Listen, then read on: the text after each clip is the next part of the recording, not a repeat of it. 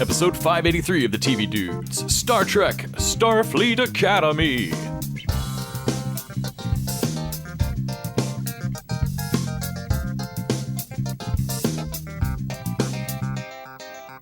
This week, we're heading back to school with the Federation for a Patreon request. Yes, Trek time, per our Patreon showrunner this week, John Paul Vitale. JP3. Spoilers, we really liked it. Yep, I was not prepared to really enjoy Starfleet Academy as much as I did. I gather from the reviews that it is not necessarily beloved in the Trek canon yet, but I dug it, and we'll get into all the reasons why in a minute. But first, I'm Les. I'm Nick.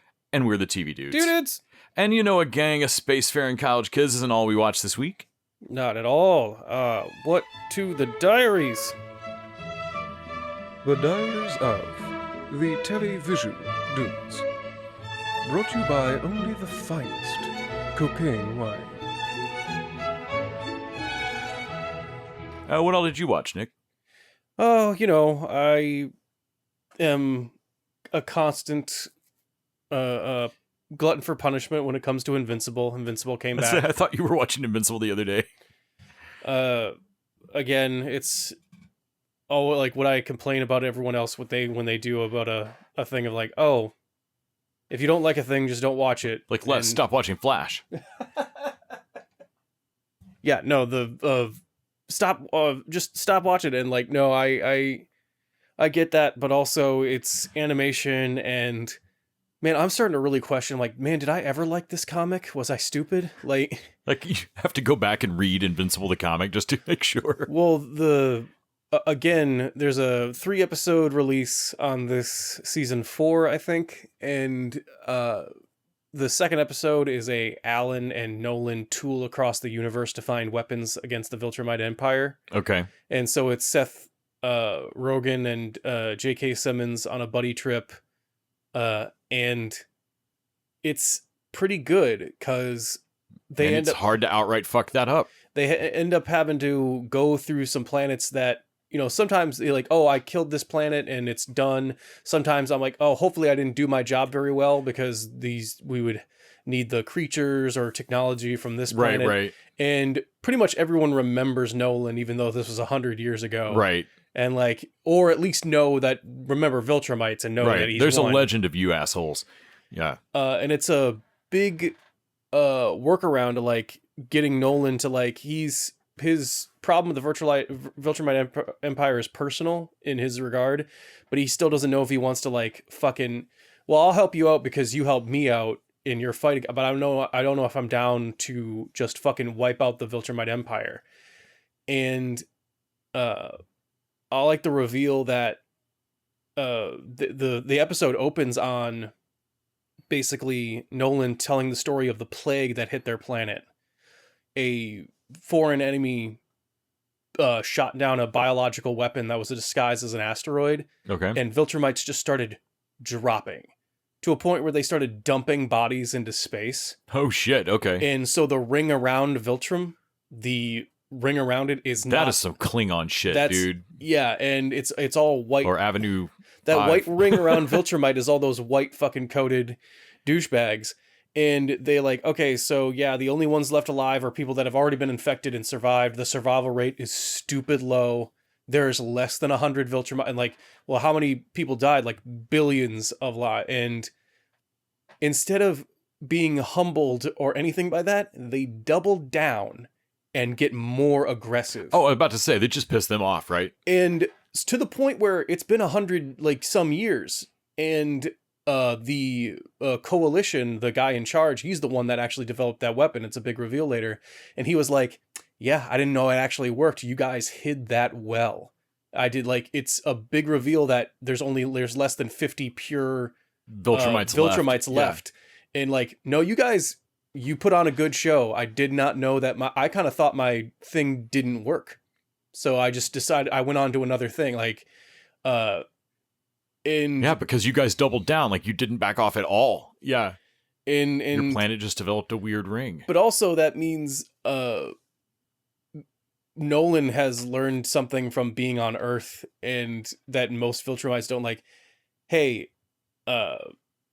you guys had like, I don't know if I can help you just destroy my race, or like, hey guy, you had a chance to retool and rethink this when you lost almost your entire race, and instead you went off to do a basically breeding program to look for the most and you doubled down on it, like, so yeah, no, their reaction was to add well, now when you go conquer a planet, you got to also breed. Yeah, and find who we breed with the best. Right. And like, that is a weird, like, well, so again, it is not lost on me that every season, the best episode of Invincible is the one where he's not in it. Absolutely. Mark sucks. Story checks out. Yeah.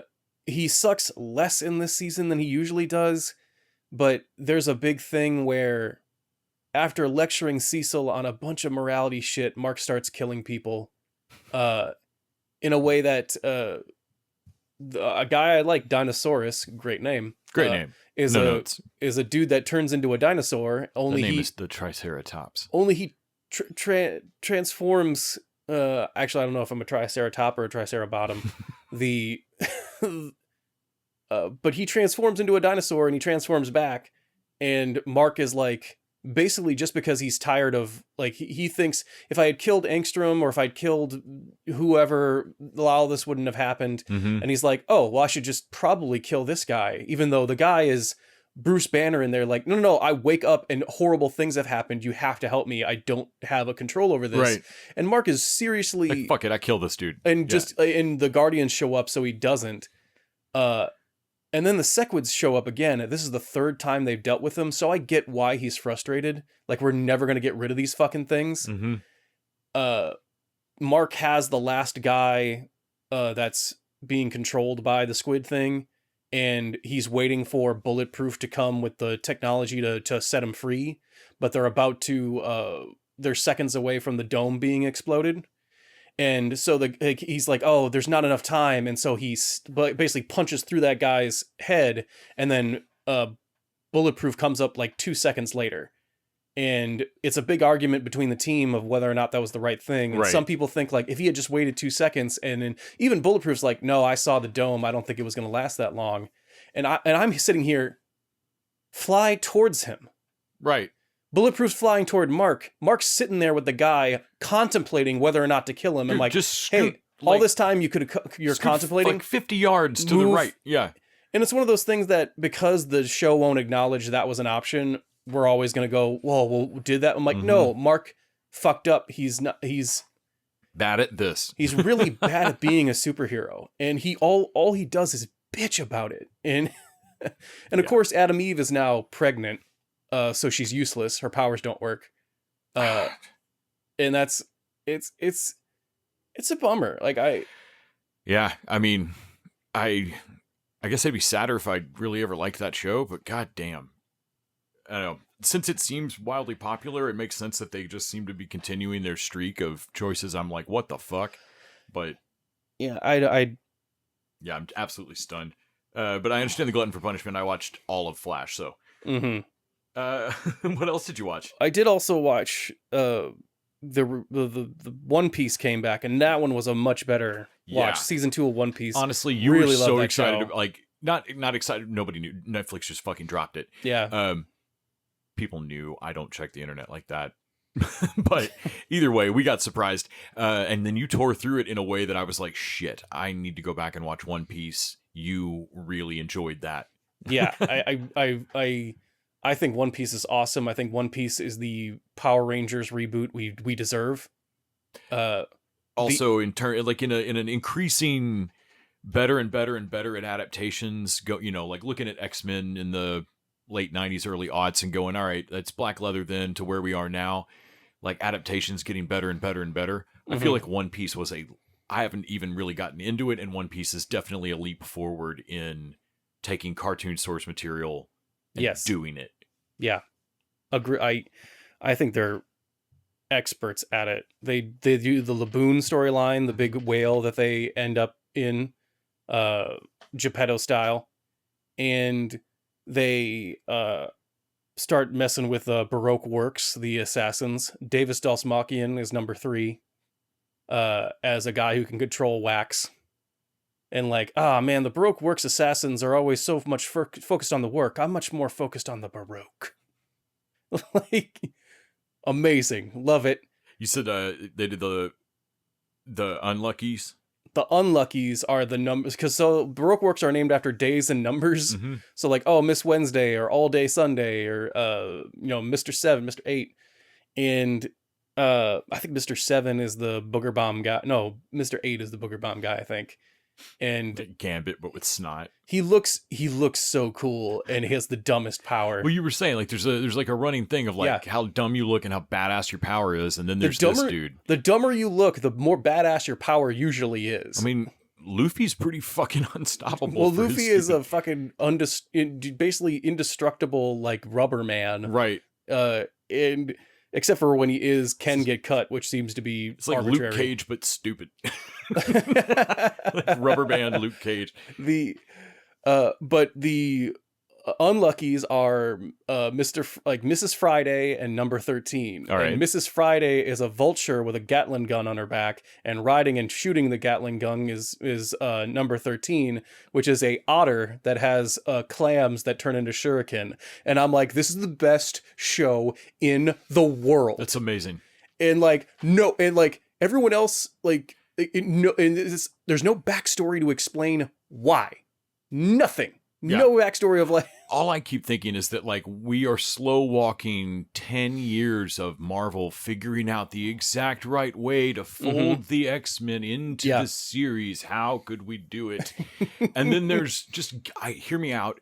Just give it to the team behind One Piece. Yeah. Just give the X-Men. They can pick from the fucking 300-person roster. Just give them Krakoa. Make Krakoa the series. I don't give a fuck. Explain nothing. Katie Seagal or Siegel or whatever her name is the witch doctor at the end. And they do so much practical effect work. Like so little of it is CG. So much of it is practical dudes in suits. That's what gives us the Power Ranger feel. And I love it. Chopper, their doctor, who is a little reindeer man with a top hat that thank God is fuzzy because it goes with his aesthetic. If it was just cloth, it would really look weird. It would look weird on him, but thank God. It's so fuzzy it looks like it's part of his body at first. That's great. And how they handle him is that he, as a little creature, he is a CG creation. But when he gets big to be a mutant, like for his fights, he becomes a dude in a big suit like Luther from Umbrella Academy. Okay. And so, but he keeps the same voice, the same voice like this. Oh no. Awesome. And to the point where like there's a whole 2-episode arc, and I love that they keep coming up and Chopper's a different form. Like, hey, is that Chopper? And then Usopp at the very end is like, hey, who's that? And I'm like, oh, right, you've been down the mountain this whole time. You don't know who the reindeer guy. Good for rolling with that in that fight, man. Right. Hey, man, quick question now that things have settled. What the fuck is this? Yeah. I love that. Like, I like that you waited until the end of the fight, though. Good for you. Nice. Yeah, it looks like a blast. I'm going to have to give One Piece a shot for sure. But yeah, I also watched season 2 of Ted. Ted is, I think, really funny.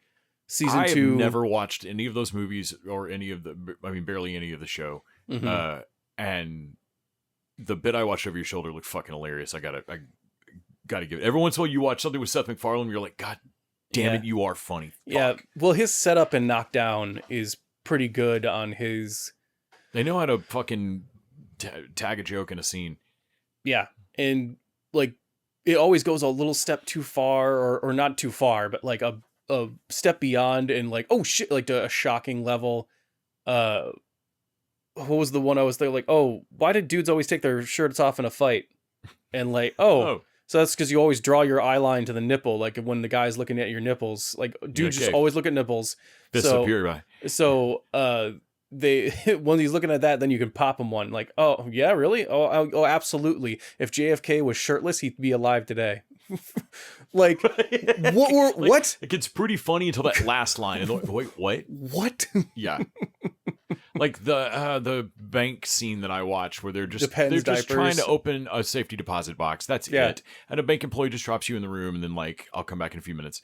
On the way out, the guy goes into this spiel of like, hey, did you know that with the new technology and adult diapers and polymers, you don't see seams or hear any crinkle or anything anymore. Anyone you meet could be in front of you at any moment.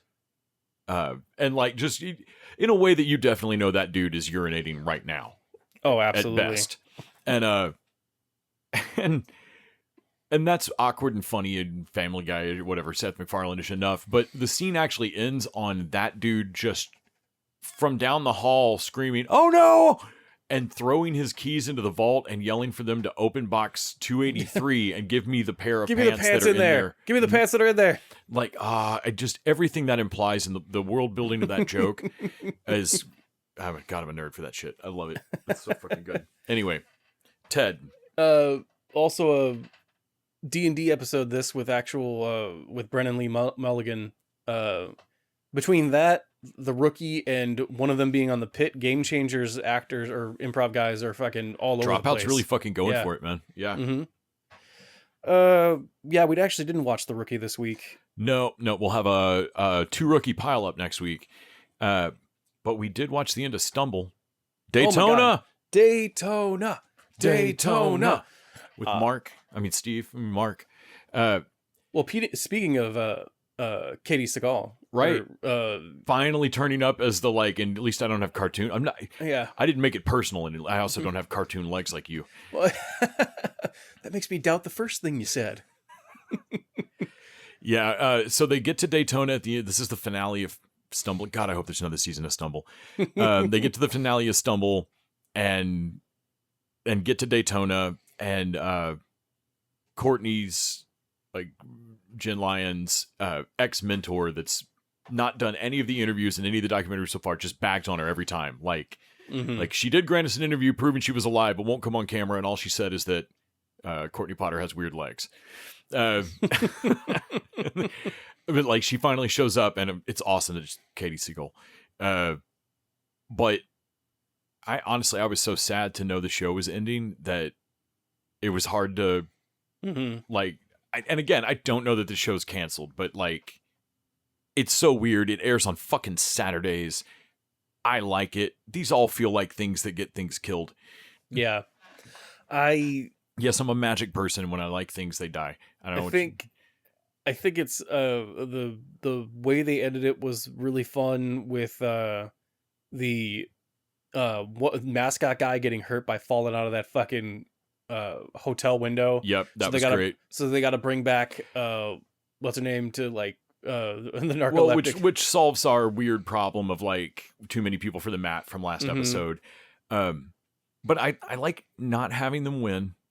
That would have been honestly unrealistic. Right. I mean, did everybody Drop Dead Gorgeous or Miss Congeniality, one of the where like somebody wins by virtue of food poisoning, like winning a beauty contest because everybody else got food poisoning that day. I think it was Drop Dead Gorgeous. I think that's Drop Dead Gorgeous.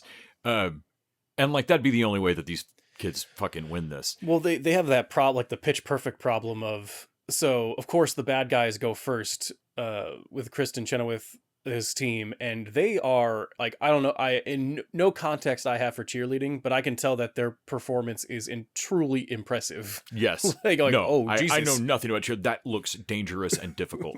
Yeah, and we were like, it's exactly that, the Pitch Perfect problem of, but these guys are fucking better than you, and they're just obviously better than you. Yeah, they're like, man, they're so obviously better. It's good. Was actually impressed that they have them screw up in a way that, again, I have no knowledge of anything, but like, that's a point deduction kind of thing.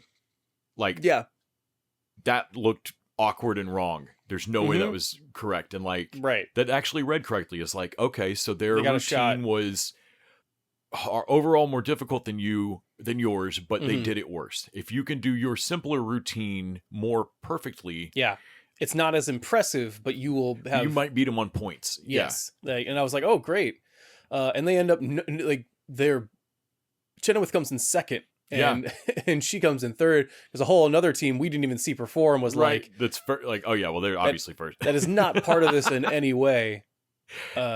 shit like that always reminds me of the moments in Community with the study group, like where you'd see other kids on campus. Of like they always have the room booked. Who the fuck are they? Sorry, we're looking for a pen. Yeah. And like, who are these two teams? Like, there's like a bunch of other not stupid pun named junior colleges in the country. The other cops that are in the Brooklyn Nine-Nine police department, like, are they doing the heist again? God, is this still going? Yeah. Everybody go watch Tumble. I want a second season of this right now. It's all streaming on Peacock. So it's good. Fucking hilarious. I love it so much. I think we watched a couple movies. I don't know how much we want to talk about. I thought Undertone was technically impressive, but not really worth. I wouldn't. So yeah, of the three movies, so I saw three movies. I saw Send Help. We saw Good Luck, Have Fun, Don't Die together. Right. And then we also saw Undertone together. And I was thinking about this earlier. Like, you can't really talk about Good Luck, Have Fun, Don't Die or Send Help even. Whether you like them or not, talking about them's going to give away some of the fun.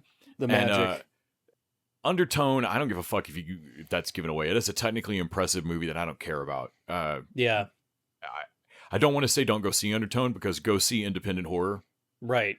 But also the sound design truly is impressive. I don't know how much you care about that though. Right. That's I saw a quote the other day. It might have been John Waters or somebody that was like, if the first thing you say after a movie is the cinematography was great, that movie failed. Right. Yeah. And like, it's not wrong.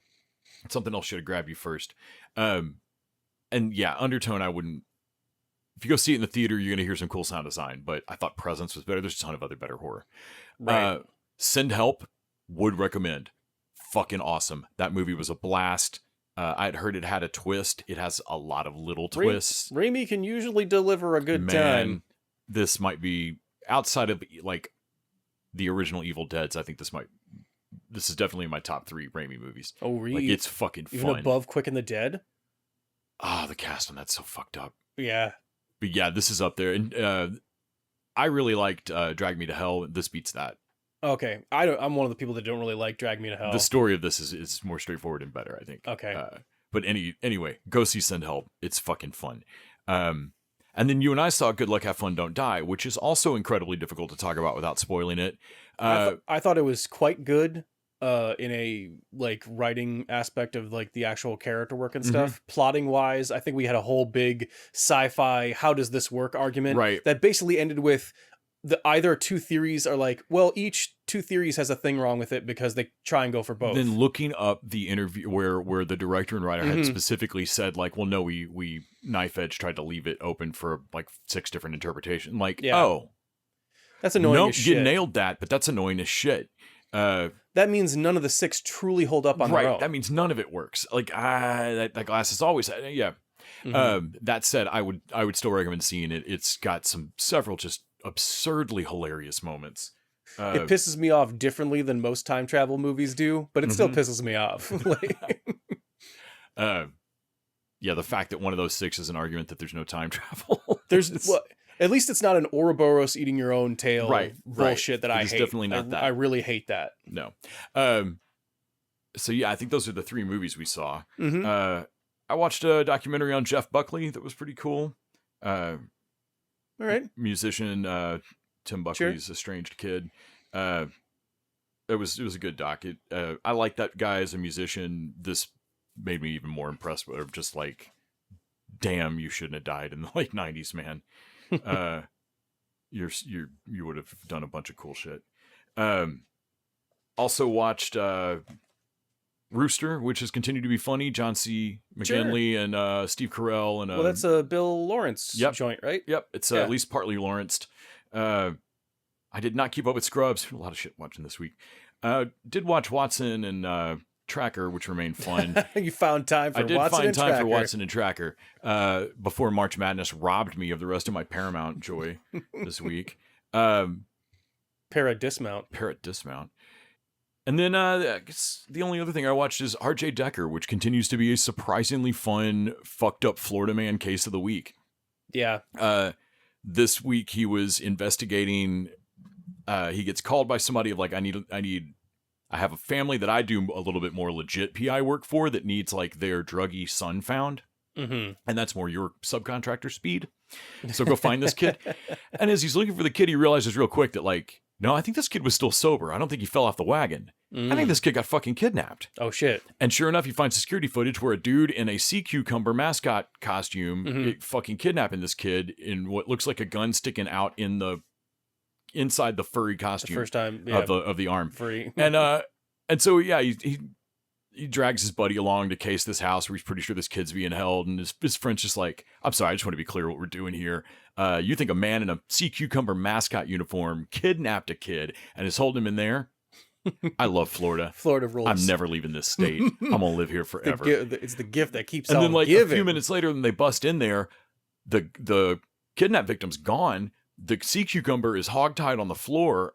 And when they untie him, he's like, no, man, somebody broke in and kidnapped him. But you kidnapped him. I know. I kidnapped him first. But then these dudes broke in and kidnapped him from my kidnapping. And, like, his buddy comes in like, I'm sorry. Florida man got abducted from his own abduction. Oh, man. This state's just the gift that keeps giving. That's a headline right there. Like, yeah, I'm enjoying this kind of trashy fucking Scott Speedman is very good in this, I think.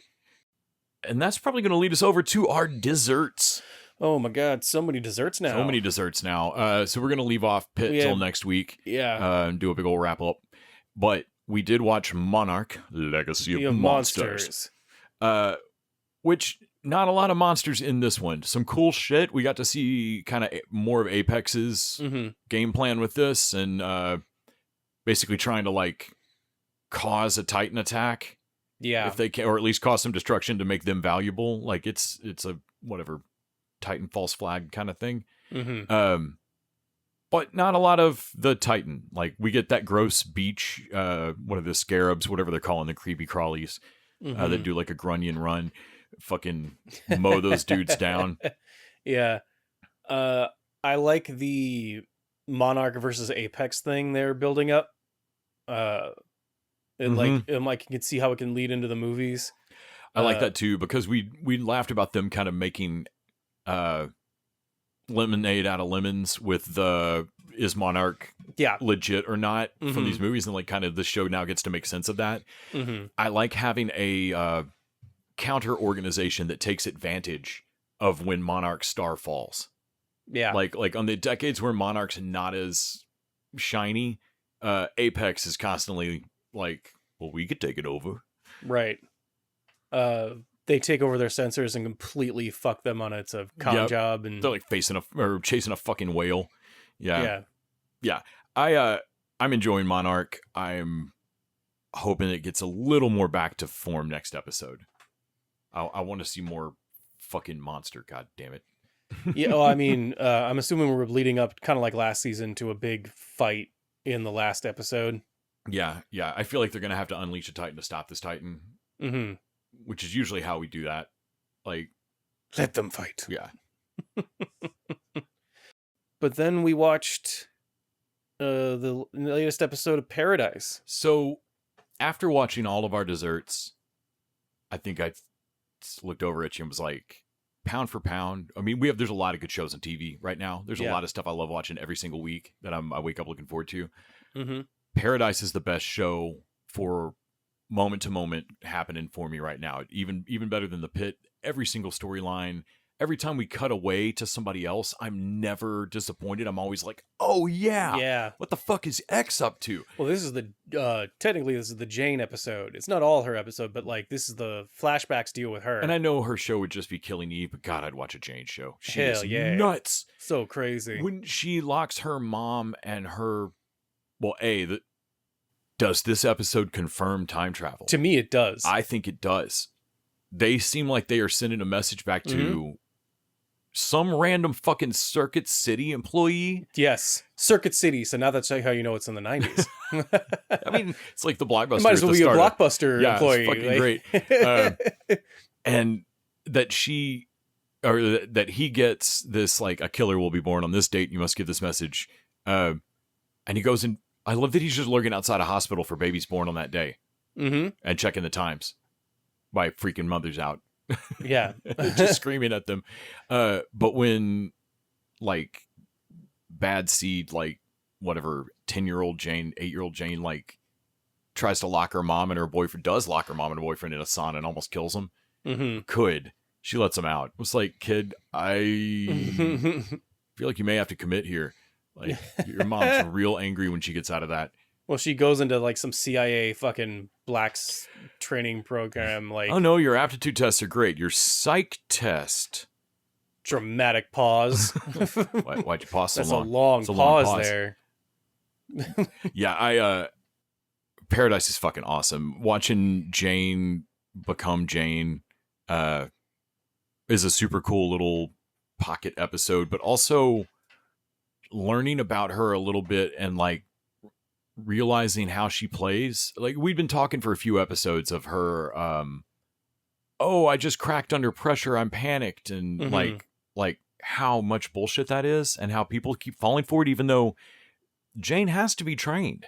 Yeah. Like, you and people keep so this episode where she's playing Sinatra basically. Yeah. She puts her hair up and like well, like does like pretends to be her in the mirror, but also like she's telling Sinatra right. the like, oh, I'm just a weapon. I could never do the planning. When I plan, it could I need a to me, either that's a play or she's always looking for someone to tell. Because her handler, when she sits behind the desk, I thought it was a play. Yeah, but I'm not sure. But when she talks with her handler before, she looks like she needs someone to like a mommy figure, basically, like to love her. And when, God damn it, when Sinatra gives her a switch, she loves that Wii so much. When she picks that switch up, your mom is the best. I'm so glad that we both see it. Yeah. And like even the teenager's like, okay. Yeah, the daughter, like, that's a normal thing for people to say. Man, the daughter comes over to the Revolution side quick. It doesn't take long for like, as a teenager, I'm assuming you have a natural fucking suspicion. Just ask her mom one question and her mom can say, really, I feel like that dialogue was well constructed. Sinatra, she asked her about something else, like the revolution, like what all's happening right now, and no real specifics. And Sinatra's answer is too specific. And she says, I didn't have anything to do with those kids disappearing, and I'm trying to get them out of there. Right. Which means that they have disappeared. Right. You acknowledged so many things in that sentence. Right. And I don't think Sinatra would have done it if it hadn't been her kid. Mm-hmm. She doesn't want to be seen. She doesn't want to be seen as the bad guy by her kid. She's trying to find an answer that she can say to her kid, but it reveals too much. Mm-hmm. Yeah, if you're not watching Paradise, well, we just spoiled a bunch of shit for you. But what the fuck are you doing? Sinatra has to put so much into the Jane basket. Like she doesn't have any friends left, and I'm like, man, putting this much face in the Jane is not a good idea. I like that she kind of knows it too. Of like, so I wouldn't pick you if I had other options. I'll be real. Yeah, absolutely loving fucking Paradise. That show is awesome. Should we move into the show of the week? Yes, I think we should move into the show of the week. But first... Yes, this show of the week that we're going to talk about, Starfleet Academy, was chosen by Patreon supporter John Paul. What? If you want to pick the show, how would they do that? You head over to patreon.com/tvdudes, and you check out the showrunner level, and we'll watch whatever show you pick. Anything. What, for like $1,000? How much would... You drop $20, you pick 4 episodes, and that's it. What? That's way too cheap. It is. It's way too cheap. Considering some of the shows we've watched, but we should have more self-respect for ourselves. But we don't. $20, I will dance. I wish I would. God, it would have been great to have been able to make money on this sack of meat. God, I'll watch your show so hard. So we watch your show a long time. You can do it for cheaper though, for just $1. Oh, that's right. For $1 an episode, you get bonus content every week. You hear our movie reviews of In the Theater. We're doing an 8901 movies that came out when we were 11 marathon, all sorts of stuff. There's tons of back episodes. You get access to all of it. You get access to the whole back catalog for just $1. Does that go back to all of the TV Dudes? I'm pretty sure it's all of it. Like, oh, really? Even before the renumbering? Ever how far? I'm not sure how far back our Patreon extends. Because I know we've renumbered once already. I've never actually clicked back to the farthest back in time. Does the Patreon go back to the Greg years? We should look at the Wayback Machine that is Patreon. But you can get all of that over at patreon.com/tvdudes. John Paul knows what's up. He went over there, dropped his $20, and we were watching Starfleet Academy. Caleb, I've been looking for you every single day for the last 15 years. Come with me to Starfleet Academy. The Federation will help you find your mother. That thing is taking us to the school? That is the school.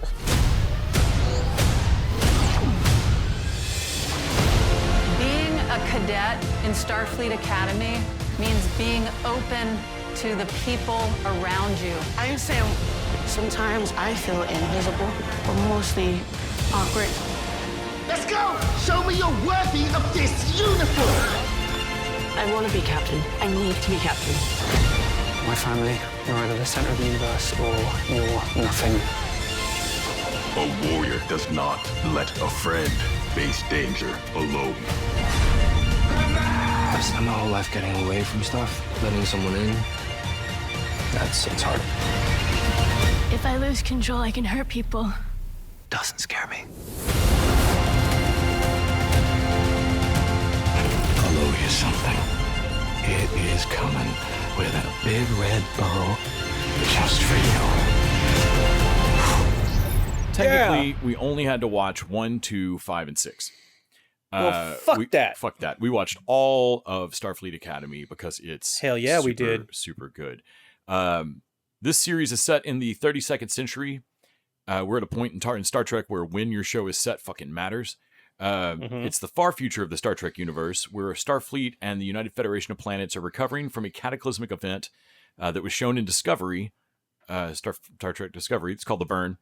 Starfleet Academy follows the first new class of Starfleet cadets in over a century as they come of age and train to be officers. They are taught aboard the USS Athena, a starship that docks at the Starfleet Academy campus in San Francisco, but is also deployed out for some away missions and stuff for fun. The Academy is also a ship. Yes, because fucking Star Trek. We immediately enjoyed the pilot of this. I think both of us kind of looked over at each other halfway through and was like, "Is God this damn it fun?" Against our own will, we enjoyed this, and we were just mad that Lower Decks is canceled. Like every time I look at Star Trek, and like, but you're not Lower Decks. So what are we doing? You're not my real Lower Decks, right? I feel like. I mean, Lower Decks is canceled, so maybe I'm dead right on this comparison. I feel like Starfleet Academy got closer to Lower Decks than any other live action one I've seen in a long, maybe ever. This is closest. And I didn't watch Prodigy, and I'm feeling like after Starfleet Academy, I feel like maybe I should give Prodigy a shot. Yeah, I tried it before, and I don't like that animation style. I really don't either. That's what hooked me up. But man, Holly Hunter plays the chancellor of the school, whatever. Yeah, the Lanthanite car. Nala Ake. Ake. Yeah, half Lanthanite, captain of the USS Athena and the chancellor of Starfleet Academy. This thing cold open, like this show opens with her still in Starfleet, like in her officerness before the events of the show, sentencing Paul Giamatti and Tatiana Maslany. Yeah. For a heist gone wrong. Yeah, where Giamatti shot and killed a lieutenant. Yep. And sentences them both to jail, different sentences. They did different shit, but still, like, she gets 24 years. And separates Maslany from her kid. That kid becomes very important to this show. He is the central character, Caleb Mir. Mir. So that was one of those moments of, like, well, that's not very Starfleet of you. Like, on the one, it is and isn't very Starfleet of you. It's watching something kind of cruel happen bureaucratically. Yeah. And it pisses Holly Hunter off that it separates these kids and makes Caleb a ward of the thing. So one of the things that is a little bit of a detractor of this show is that it is very much set after the events of Disco. And so the events of the burn are a big deal in the Star. So an event caused all the dilithium to fucking light up across the universe. Yeah, like once. Everybody's warp cores exploded, basically. It's called the burn, and it fucked up everyone's warp travel for a good long while. No one knew why it happened. Starfleet was in shambles, so it became more insular and defensive.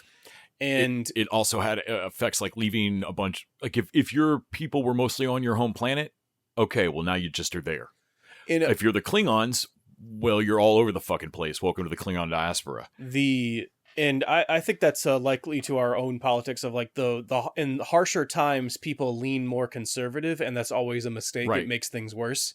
Right. Well, we talked about all the time that the Federation happens after in a post-scarcity world. Right. And so, like, yeah, how does the Federation react to real adversity when there's suddenly a scarcity problem again? Yeah, they managed to hang on, and some would argue it's because of the things they did, and I would argue maybe despite. Like, right. You should hold on to your shiny idealism. That's what makes you the hall monitors of the universe in a way that is genuinely is inspiring. Yeah. So I was looking at the timeline of all the shows. Star Trek Discovery season 1 and 2, those happen way before the original series, before Strange New Worlds. They're way like, early. They're like first discovery of the Klingons early. Yeah, they're between the pilot of the original series and the original series first season. Those are the first 2 seasons of Disco. Then they time jump forward. I think Jet Reno, like Tig Notaro says something about, kid, I've lived in 2 centuries. Yeah. Very different centuries. So then they jump forward, and the rest of Disco is like almost at the end. Yeah, like probably to avoid any far forward. Probably to avoid any continuity with anything else they might conflict with. It also so they can show off new technology and it not look different than what. Right. But they make a lot of hay out of the Disco folks bringing forward a like, hey, I know the Federation's lived through this scare. Like some of y'all have started to shake and waver on whether you should stay a shiny Federation. We're here from the past to tell you how the Federation used to be. And the fact that they became teachers is actually really cool. I really liked that, using so much of the Disco crew as teachers to teach the new generation. And I like that the new crew, the Star Trek cadets are so shiny and like even what was it, Darum? Yes, the Calaxian. He's like the first one of his people. He's the dick of the Starfleet, but he's only so much as he is just kind of cocky and wanting like such an outward performance of confidence. Darum Raimi, yeah, Kionian, man. He's not an alien I'd ever seen before. He has like a diamond form that can survive in space and shit. Is it ever explained why he has a human form? No, not really. They have gills, apparently. They're like a fish people when he goes... we see his wedding and they're all in human form. They don't drop that at all. No. It must be a flex that can only hold for so long or something. I don't know. Maybe. But he's kind of the... Again, it was another thing of like, I'm a coaxian. I'm like, man, am I supposed to know what that is? I don't know what that is. He's kind of their prom king douche who thinks he ought to be in charge of everything. He's crazy strong. Yeah. Like he says a couple times, like, man, just hit me. It doesn't matter. Like but they have a running gag of like, he can't eat bananas. He can't process potassium. It doesn't have the enzymes to process potassium. And so they're always like giving him like a mashed up, like a bunch of stuff on a plate and like like daring him to try it. And like priority 1 mission. Yeah. And like, yeah, you can't turn it down, man. And then he vomits and they vomit glitter. Yeah, which is probably not really glitter, but it looks like glitter. But I'm going to assume I just still don't want that on my clothes, right? The moment later when they get him hammered drunk, and he's like, "Yeah, I don't have the enzymes to process alcohol." Like, I thought you didn't have the enzymes to process potassium. Man, we don't have a lot of enzymes, all right? Enzymes. There's enzymes I'm fucking missing. Judgy man. Genesis. Yeah. Judge. Hey, we kidnapping Genesis? No, man. We're not kidnapping any. I'm surprised they didn't have to like wake him up later. Like, hey, what are we doing? Right.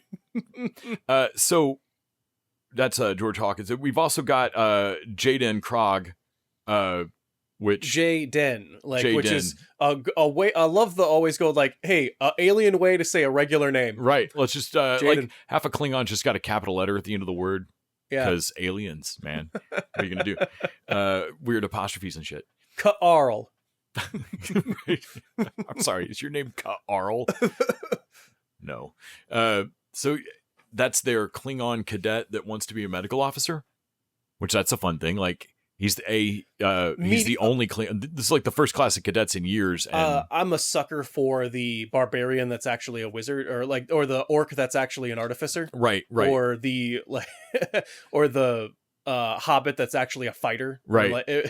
So like we get his whole backstory in an episode about trying to figure out a way to give the fucking Klingons a planet when they won't accept gifts, and we get his whole backstory with his family. That episode gave me Predator Badlands flashbacks between him and the brother, which he has an older brother that's super chill and cool. Dude, his older brother gets it. His older brother's cool. He likes the hunting and all that stuff too, but he kind of gets that it's dumb. Right. And also like, hey man, my little brother's amazing at a bunch of shit. Yeah. Not this though. Right. This is not his jam. But you need to go make out your mark on the universe, bud. And right. he gets killed trying to get Federation tech. Yep. I love that they try and recontextualize that later, that like, oh, your parents left you because it was the only way to help you. I did kind of rewatching that. I was like, okay, your parents still suck. Yeah. Like, but I think because Klingon parents suck, like your whole deal, y'all's whole deal is dumb. But everything is so performative. But rewatching, like watching his dad, like when Luke is like, look, man, I've known a lot of Klingons. They don't miss out of rage. They miss out of a lot of things, not out of rage. But so when he misses the thing, I was like, that's your dad being furious that like, son of a bitch, you just technically did this challenge, and I know you're correct, and also fuck you. That. Like I think your dad knows you're right and is a petty bitch about it. Yeah, and like the actual way to do this, rather than missing the shot to let him know that he's right, would be to just tell him that he's right, you fucking psycho. Right. And it felt like, man, what a petty, grudging, like, fine.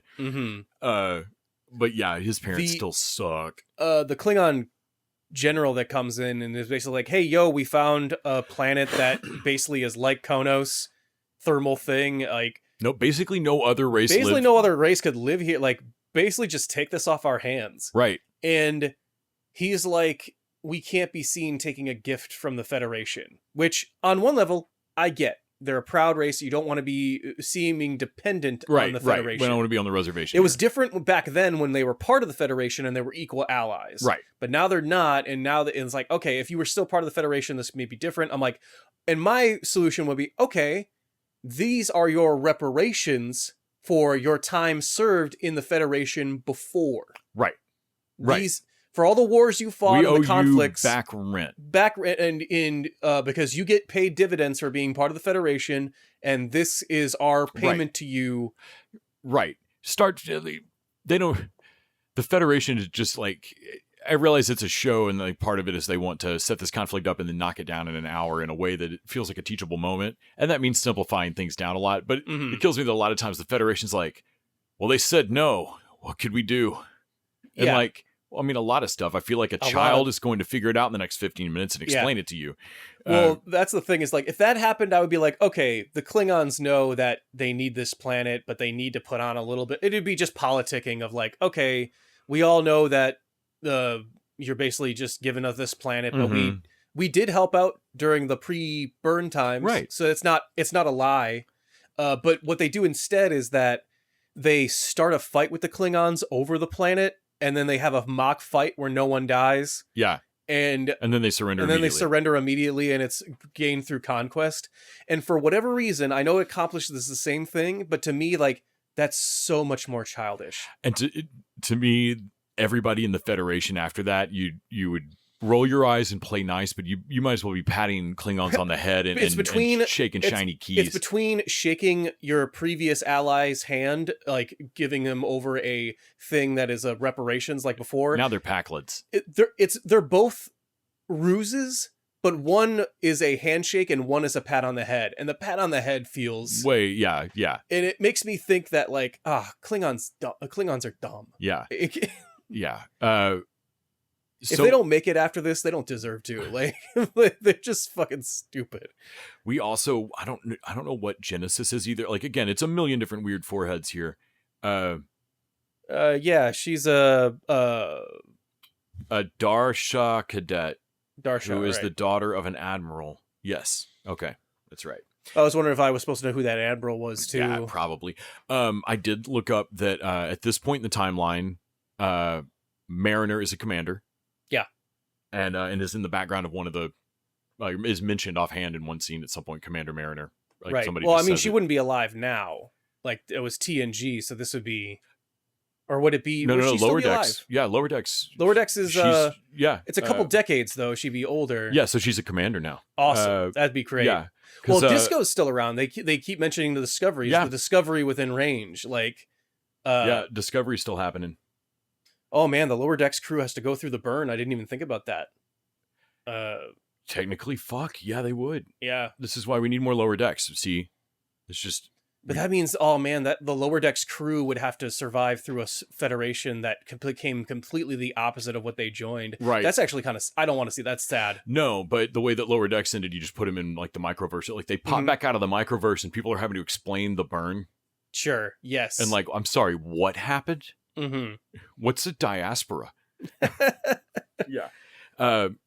So the cadets I actually like a lot more than I thought I would. But who's the best cadet and why is it Sam? Say strategic or no damn it, it's Signal Ceres Acclamation Mill. Her name makes no sense. Yeah. I don't understand. I deeply want someone to explain the tech jargon that makes Ceres Acclamation Mill. Right. M-I-L, 1L. Anyway, Sam is a holographic photonic. Photonic being, and this Star Trek, basically just a hard light hologram. This that series can made me exist look up so much emitters. shit of Star Trek. So there are artificial photonics like the Doctor, that we made, like holograms we've made that are sentient now or whatever. And then there are naturally occurring photonics, which a couple of series have just found. Sentient waves of energy that can make themselves into a 3D fucking body. I think a couple of times they've taken over and made a body in the holodeck or taken over a holodeck. Mm-hmm. So the photonics that made Sam are artificial. Yeah. No, they were made. They were made, but then their people died. Mm-hmm. And then sometime after their whole civilization died out, when they were still running, they left their planet and went to this planet, which has a weird fucking time differential. Cask. Mm-hmm. And she's a shiny Tendi style, like. Well, I like that they've never reached out again. Right. They have technically they were made by sentient organics, but they don't have any direct memory. Like none of the photonics now have any direct memory or contact with organics. Yeah. And so it's like, well, we've been near them before and we were enslaved. It's basically the Orville bit of like, we've been around you before and you made us work for you. So, and so they send out one out to be an emissary and figure out, I love that, like, oh, your task is to understand organics. Also, if you don't do it within the 7-day period, we're going to bring See you in a week. Yeah. Oh, great. I'll just solve organics. Right. We'll occasionally check in by pulling you out of a conversation mid-word. Like, I do like that they do come off as kind of parents or guardians that are not. They really do. And like, music doesn't seem to be like, dude, you don't know. Right. This won't help you understand. We found a class called Understanding Everything. Take it immediately. It's the last week of the semester. Like in a way that, like, Dan, you cannot have any context for anything she's doing. No. Everything she's doing, I guess, is a shot in the dark. We know nothing about organics, but you're doing it wrong. Yeah. Like that feels so parent. But the Doctor hologram, from Voyager, is basically her unwilling mentor. Yes. And man, when he gives the reason later for why, man, it really hits home. I was like, God damn. So it's Star Trek. They go through these cadets. They spend a remarkable amount of time in class for being an adventure show, but they do get in some dangerous situations. And Sam ends up getting really fucked up, like glitchy. And you think they fixed her like mid-season, and it turns out they've not. And then she goes wrong, and I was like, no, you're my favorite kid. No. Yeah. So they have to fixing her is really interesting. Fix her to go back to Cask, and apparently the trauma is what's fucking her, not the actual physical damage. It's the trauma of going through that event, and you build up your resistance to trauma as a child. She has no idea how to process it. And so she doesn't know how to process, so they have to give her a childhood. they run through a childhood on Cass. Because as soon as I like, oh, it's a planet with a time differential, I'm like, okay, well, some of you are... And one of the two people going down there, I'm sorry, 2 of the 3 people going down there are immortal? Yeah. Oh, well then, yeah, y'all are going to stay a week on Cask and do 17 years of life. Yeah. And basically run through her childhood, and then basically calls him dad. Like, is basically... After that, yeah. That's she her has dad. the memories of the previous version of her, too, that are stacked on top. So, man, when she says, I have all the memories of the previous me, and I don't like me... and then she pauses and like, no, I don't respect me. Yeah. That person. And like, she's a little different after that, but not markedly, but in a way that she's trying to prove that she's badass or something. Or prove that like, I'm not naive. I'm jaded now. And like, it came off more to me that like, you guys don't know me. I've never really met, I have memories of a person who did meet you guys, but I'm a different person than the friend you know.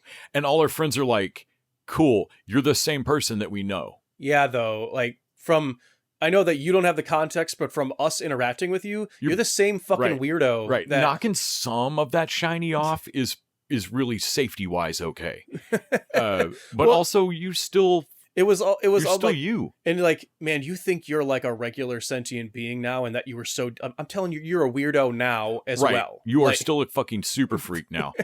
I was shocked in that episode where she really craters that they're bringing in Tilly from disco to teach them theater, and they do Our Town.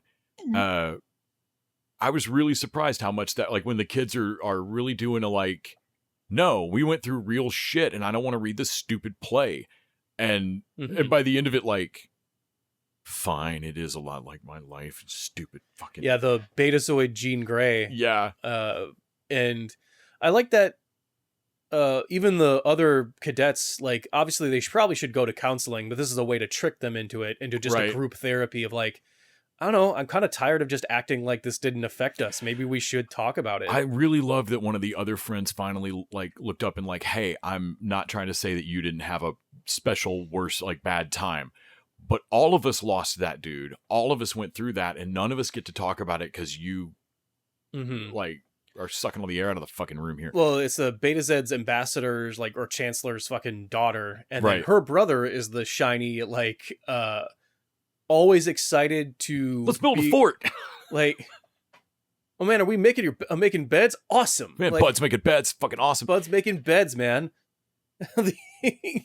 He's just down for it. Yeah. But yeah, the Mir has, of course, trouble making friends because he doesn't trust anybody. But of course, he has a blood brother in Jaden, and then learns a rivalry respect with Darum, and Genesis has like a whole daddy issue thing that obviously he relates with his mom too, and there's sort of a love triangle between that, and but they don't really do anything with it. I was a little worried they were going to push that with Genesis and him and Tamira. I think to me it's the problem that everyone has chemistry with everyone on this show, because there are no not hot people on this. They're all so hot and flirty, and to the point where I can't tell if I'm supposed to think there's something between Darum and Jaden, or if I'm picking up on that. Like, but also it really helped me feel like their cadet class shows always need these guys to all be immediate friends, and this show really does feel like y'all are an immediate cuddle pile. Like y'all just love each other. Come on. That thumbnail I made fun of at first, that Dawson's Creek where they're all on the pile. Makes total fucking it makes sense.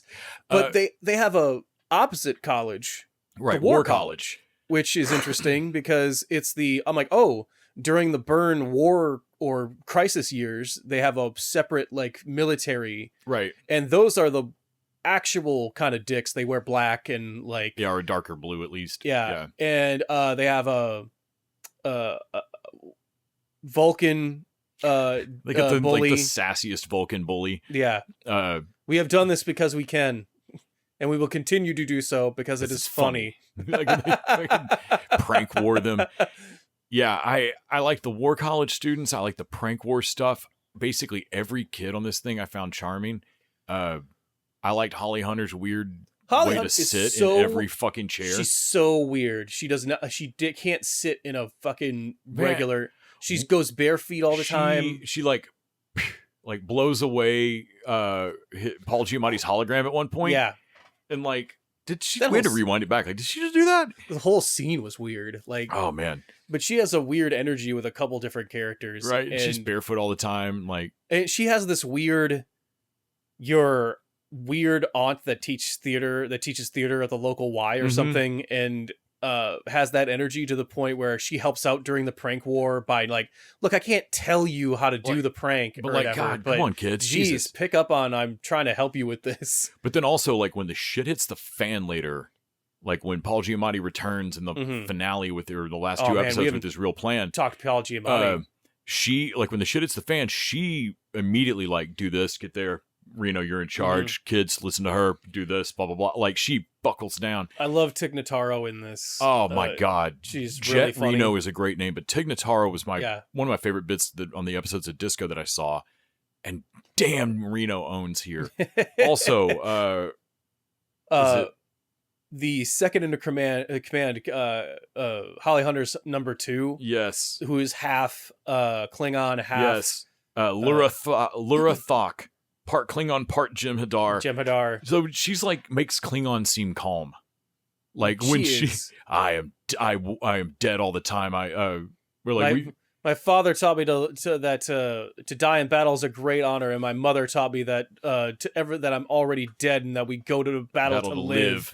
Like, God damn. Sounds like you had a supportive childhood. What was Jaden's thing of like, Klingons do not have game. We have intricate rituals that end in blood. And poetry. Interesting. She's just yells drill sergeant at people like, I can always spot a runner. Yeah, no, she's great as the number one and also the kid's kind of cadet drill instructor. You get down and give me 100.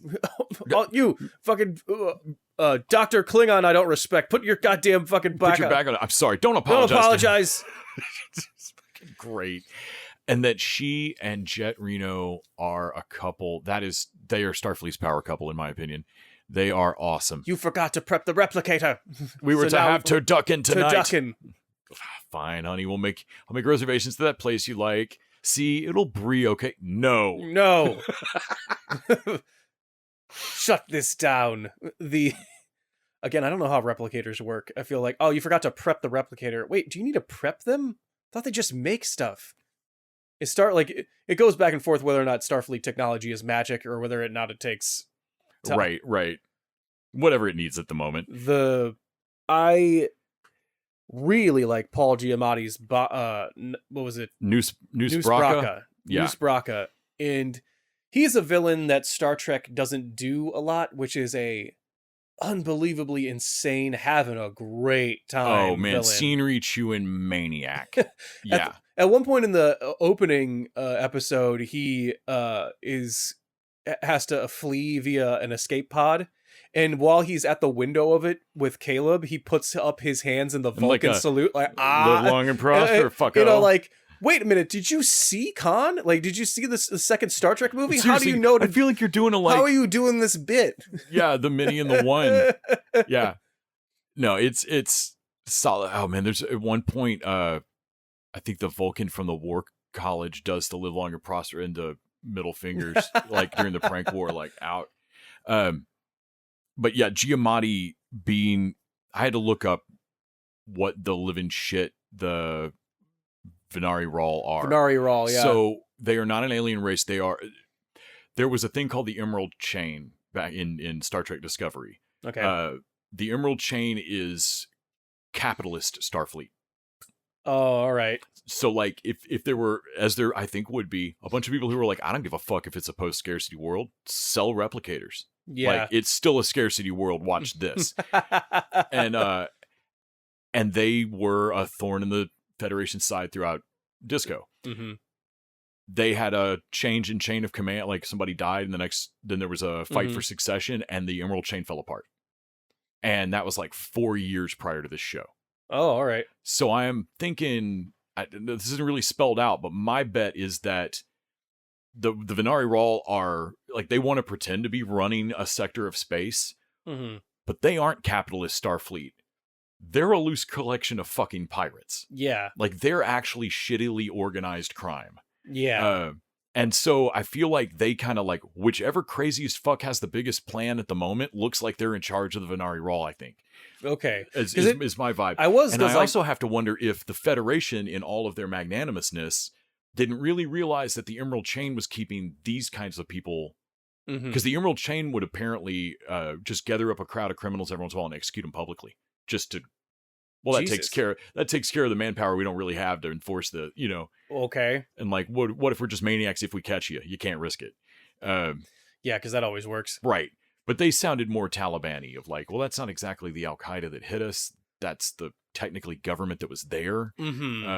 Well, I was only questioning that because but I was wondering Braca that too. goes back and forth of, wait, is he in charge? Dude, because it seemed like you jettisoned him out of a ship. Yeah, and I was like, he felt like he was kind of in charge of a loose pirate ship. My headcanon is that like he's only in charge because he stole the fucking because he came back in good graces when he arrived with those fucking mines. But he has a great finale where he comes back with the mines to cut off the Federation. I started Googling it because of the scale of that mine attack, though. Yeah. Holy shit. It to me, I was like, I know Federation space got shrunk down, but god damn. It's still space. Right. Like, and to me, I was like, that was what I'm like, wait, so that would take the whole Venali Rawl to get your back on that, right? Like, you couldn't do that by yourself. Right.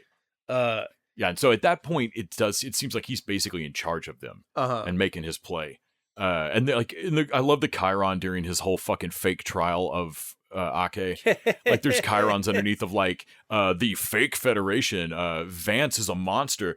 And like all and there's occasionally they're in the little Chiron they announce like 2 planets have joined the Venari Rawl. Like they're actively recruiting during his whole thing. Wow. Like the people that hologram blip out, sure, I think are all there deciding whether or not like. Well, we've had the Federation's come and made an overture, to some of us, but we wouldn't have to stop doing. Oh, the Emerald Chain ran slaves and shit. Yeah, like, they were opposite Federation. But like, I feel like there's people that are like, yeah, the Federation offers protection, but also, man, they're the Federation. Like, you fucking lamos. Yeah, I know. They are the hall monitors of the, like, they're the fun police, and I get why people kind of don't like them, but also, she makes a big argument at the end there, and to a point of, okay, I get why Tatiana Maslany needed to be punished. Some amount of time. I don't think she got the right amount of time. No, I think 24 years is fucked up. That's fucked up for again, she did not... a maybe. But she said, like, could you have saved him? And she goes, maybe, and, like, doesn't really know. Maybe she could have. Like, well, maybe he's not good. No, I hear that. She should do 5 years. Yeah, or something. Yeah. I don't know. But felony theft is like, I hate that in our world right now. Like, whether or not you intended to, like, someone else kill somebody and you go away for the same amount of time. Mm-hmm. That sucks. And she gets a lesser sentence, but still a fucked up amount of time, and that's what the whole conflict between Caleb and her is when she finds him later. Mm-hmm. And they have a whole mock trial that's obviously there for just show. Right. It allows Tatiana Maslany and her to get some closure on that. It allows Caleb to show back up and make a big pitch and kind of fuck his whole deal. Yeah, so the whole season, Caleb has been grudgingly staying in Starfleet Academy so that Holly Hunter will keep helping him search for his mom. Mm-hmm. And she also wants to find his mom. He just doesn't really believe her. But she does feel bad.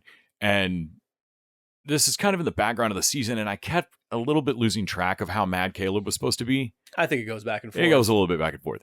Because they're having a lot of fun on each fucking episode. Mm-hmm. And then, man, right at the end, the one part that I was like, no, I understand that, was when Caleb does see his mom, he has an immediate, like, I have to stay with her and we're going to leave together. I've never needed Star Trek. And then he has to say something that's more of a convincing himself of like, I never needed you, like to all of his friends. And I was like, nope, that tracks. You are still basically a child and you just saw your mom for the first time in 10 years or longer than that.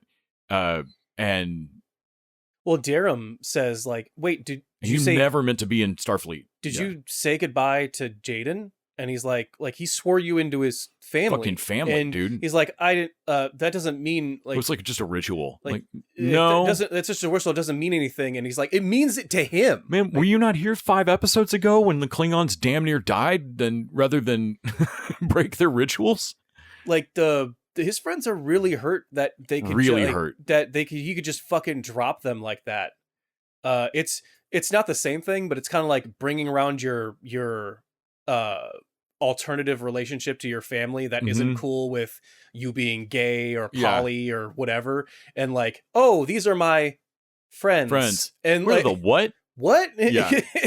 No, man, I think it's Genesis that calls him out of like, no, he just thinks he's the smartest guy in the room. He keeps telling himself that when really he that way because he's so in love with staying a broken child forever. Yeah. And was like, wow. Damn. Wow, man. That is some like therapist bomb drop. Well, if you're constantly the victim in your own story, you don't have to really grow. Right. You're constantly justified in your anger. And anything he does to get to his mom is always going to be justified. And he's had to live like that for a long time. Well, I also like that, the Federation did fuck him over. And he ends up being a ward of the Federation eventually anyway, just like they planned. But I like that Holly Hunter is trying to make up for her deal. Like, she really thinks Starfleet needs to be better. And she resigned afterwards. And Tatiana Maslany is like, yeah, but you didn't resign before. Right. I mean, if you resigned before, maybe someone else would have done the exact same thing to me and I'd be mad at them. Right. But it wouldn't have been you. But also, the damning part to me was like, and you found my son? Yeah. I was the same place for 14 fucking years. Yeah. Why didn't you find me? Yeah. There's some legitimate and Academy is about turning Starfleet back into Starfleet. Right. By teaching the next generation what is real Starfleet. And it's teaching them it's always worth it to try and do the right thing, even if you fail. Mm-hmm. Man, and that's where Reno really, like, she gets a moment with Mir where she's like, hey, kid, at the start of the semester, I said, don't tell me who you are, show me. And you just did. In Starfleet universe, we always everyone would do this for another person, right? And I like that acknowledging. That's a great line, I thought.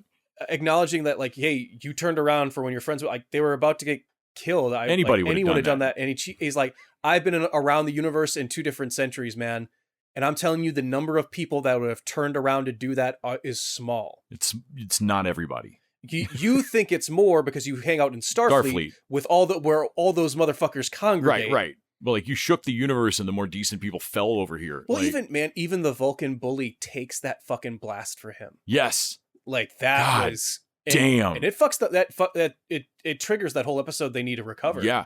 That also really hit because we'd been discussing the whole season of like, I thought they got some kids killed in the pilot, but the basic rule on Star Trek is that if it doesn't kill you instantly, like, it has to instantly, the lights have to go out in your eyes, kill you. Right. Like, otherwise they're going to grow, but you're going to wake up with that limb regrown.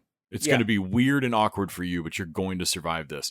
And man, you see the smoke like the blast come out the back of that kid's chest. Back of it. Or and like, back of his chest. Out of his back. I think, the back of his chest is back. It's his back. But I was like, well, maybe, like, I know Vulcans have their hearts where their livers should be, right? Like, I think I know that from one of the movies. And I'm like, yeah, I'm sure still his liver, I think his lungs are still there, though. Right. I don't think there's Vulcan anatomy can be different enough to where a, like, fist-size hole through your body can be good no matter where it lands. Well, we also had Stephen Colbert playing the voice of Starfleet Academy's digital dean of students. Oh my God, he's so funny. Britt Marling, who I don't like from the OA, is the voice of the ship computer. So, cadets, you will notice that we have the Muir Woods is now in bloom. So get ready in the morning for your morning wood. And he starts laughing at himself. Did you catch in one of the elevator? It's quick and you miss it, but there is one of those little peanut hamper style devices, and it's named in the thing where it says like hi bye, and its name is Almond Basket. Awesome. Fucking great stuff. Love it. God damn it. Yeah, because I saw one of those little bots and was like, son of a bitch. Dude, they don't show up they start to not show up in the middle episodes, and you start to notice that there's not as many robots. Yeah. But in the opening and closing, there are robots all Everywhere. over the goddamn place. Yeah. I loved that. I should have Jayla or whatever, I should have trusted you. I will meditate on trust. What do you normally meditate about? Decapitations. Interesting. Her yearbook thing at the end. My dance floor is the battlefield. The kitchen is my dance floor. The fuck? What? So that's a great. To me, that's a great indicator of what the show should feel like. That the credits end with pictures of the actors younger, but it's the characters' like a digital quotes, yearbook, digital yearbook, and they have the voices come on. They sleep under every star and bring back tube socks. I think it's Holly Hunters. Yeah. The two voices that Britt Maher, like her biggest fear is bigger fear is laryngitis. If she could be anything but a starship, she'd be a tricorder. They have it so easy. And Stephen Colbert's fucking he wishes thing he is got like biggest hope, laryngitis. Like he actually hates his job. I think Mir's like what are your secret skills? Secrets stay secrets, bro. Yeah. All of them were pretty fun. I like Jet Reno's like biggest annoyance. Why am I after the two voices? That is funny to me. Like that's just great. I this whole show I thought was adorable. John Paul, thanks so much for picking this. This was a blast. I honestly probably wouldn't have watched it without your suggestion. I No. was not interested in watching any more Star Trek really. I really enjoyed this. It Excited already to has a season 2. Excited to see that. I believe that has wrapped it. I think it's done. I think all Trek is done after this year till they reboot Trek. Sure. But definitely going to watch season 2 of Academy. I think everybody should give this a shot. I thought everybody should give Skeleton Crew a shot. What do I know? Mm-hmm. But yeah, this is I feel like this got back to. I think this is second behind Lower Decks for me. This is my second favorite. Me too. Trek show. I really enjoy it. I think TNG holds a special place in my heart, but is really cheesy. It has. I saw somebody compare this to the first few episodes of this to the first season of TNG, and they can shut their mouths. That's a lie. The Tasha Yar season? I'm fuck sorry. you. Like season 1 of TNG is a wreck. Like fuck yourself. No. Maybe we can talk about season 3 or 4. Right. When we're starting to get really into it. The Worf seasons. I think rebooting in the movies is fine. Mm-hmm. I actually like the Kelvin verse. Mm-hmm. I thought that was fun. Mm-hmm. I don't think the shows should reboot. No, I think they should be stuck with all of the history. It's part of the joy of it. It's part of it. I know it makes things more complicated going forward, but I really don't want to start over with another Kirk or something like that. No. I actually really enjoyed this. If this were the only Trek on, I would want it to continue forward. Mm-hmm. I was shocked. People can head over, unless you got anything else you want to throw in the show. No, man. I would say the only detractor was that sometimes not the pacing, but how they spread out character development is inconsistent. Yeah. No, there were times where I was like, no, y'all got over this last episode. Darum is like, oh, he seems cool now, and then is back to being a real dick. They think they're even talking about it at the like.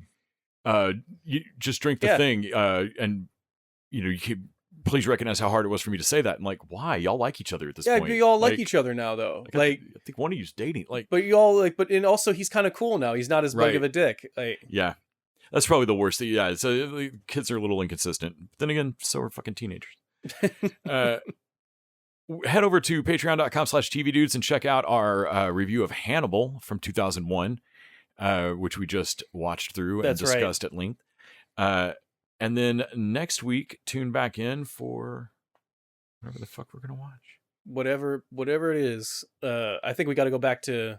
Could be anything. Oh, no, Ready or Not. We're going to watch Ready or Not, right? Oh, yeah. For the next week on Patreon to be Ready or Not, too, for fucking sure. But then when we're back to 89, we should probably do... We just did a horror movie. Maybe we should do a comedy. Although we did just do Josie and the Pussycats. I don't know. I think 2001's got a lot of good comedies to offer. And we should let's hit up some comedies. Just to slog through an 89 For the main show comedy. next week, we're going to head back to the hospital for Scrubs. Yes. As well as our Giant Pit wrap-up. That's a good kismet there. Yes. To wrap those up. And until next time, TV dudes, live long and do. live long and podcast. It's time for you to stop telling the story. Be a part of it.